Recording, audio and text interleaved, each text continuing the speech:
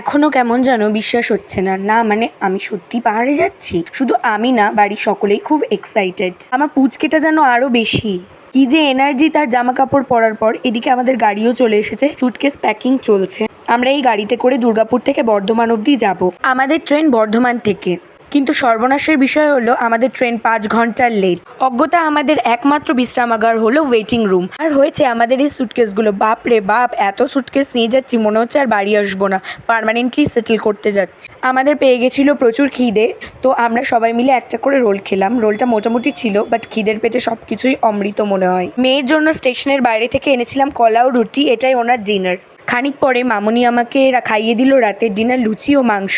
আমার মতো শাশুড়ি ভাগ্য যেন সকল মেয়েদের হয়। পর খেলাম একটা টাটা গ্লুকো, এটা খেয়ে বেশ রিফ্রেশিং লাগছিল। এরপর এক লাফে চলে এলাম সকালবেলার ট্রেনে, কারণ ট্রেন আস্তে আস্তে অনেক লেট করে গেছিলো আর ভিডিও তোলার এনার্জি সত্যি বলতে আমার ছিল না। ঘুম থেকে উঠেই খেলাম 1 কাপ কফি। যত ঠান্ডার মধ্যে যাচ্ছি, কফি চা খাওয়ার আনন্দটা বেড়ে যাচ্ছে আমার। সকালের ব্রেকফাস্ট করলাম ব্রেড আর অমলেট দিয়ে, আর ছিল এর মধ্যে একটা সস। বাবা মেয়ে এখানে বসে আছেন, এনাদের সকাল থেকে উঠে ব্যাপারই আলাদা।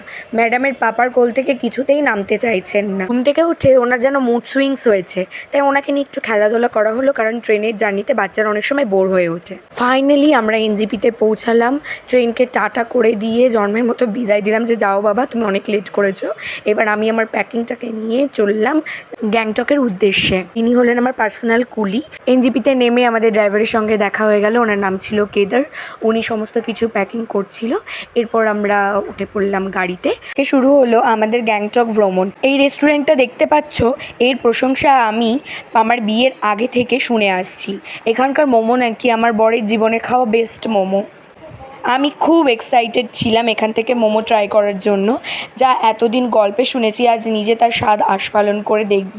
অলরেডি আমাদের পাতে পড়ে গেছে এদেশে অথেন্টিক চাটনি, আর আমাদের মোমোগুলো এরা দিয়ে গেছে।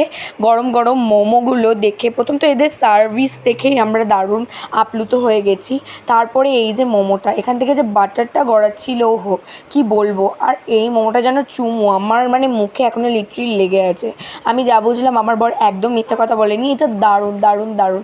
তবে আমি আরেকটা কথাও বলবো, আমি সিকিমে যতগুলো স্থানেই মোমো খেয়েছি প্রত্যেকটাই দারুণ ছিল। এরপর চারিদিকের পাহাড় দেখতে দেখতে জানলার পাশে বসে হাওয়া খেতে খেতে চললাম এক নতুন শহরে, এক অজানা শহরে, পাহাড়ে মোড়া এক শহরে, বরফের শহরে, যেখান থেকে আমার মন একদমই বাড়ি আসতে চায়নি। চলো দেখা হচ্ছে তোমাদের সঙ্গে নেক্সট পার্টে। ততক্ষণের জন্য